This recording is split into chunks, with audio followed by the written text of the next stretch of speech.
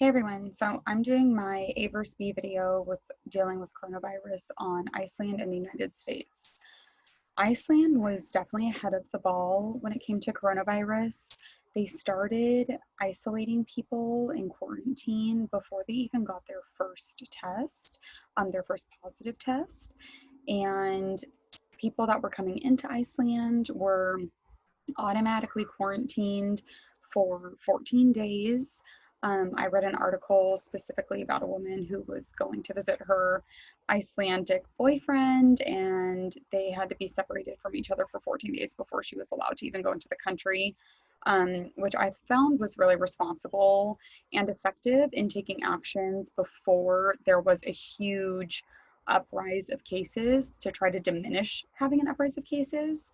Um, so they actually only closed barbershops and salons in Iceland due to the nature of them basically being extremely proactive and trying to eliminate a surge in cases ever being taken place in their country.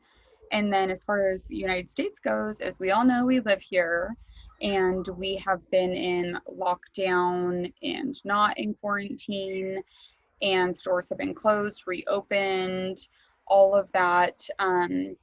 Masks were not encouraged by our president, which then default goes to the people of this country who are trying to look up to the president as a role model. But as we all know, if you don't set an example as a leader, then your people will not follow.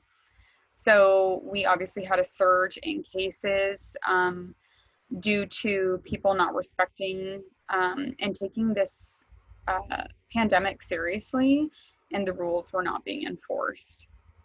So I would definitely rather be in Iceland during this time. They've been reopened since June, and me personally, I'm a hairstylist, and I just got to reopen 2 weeks ago for the second time. So it's I'm envious of other countries who seem to know how to handle it better and than our own country, who is one of the largest countries, and we don't know how to get this under wraps.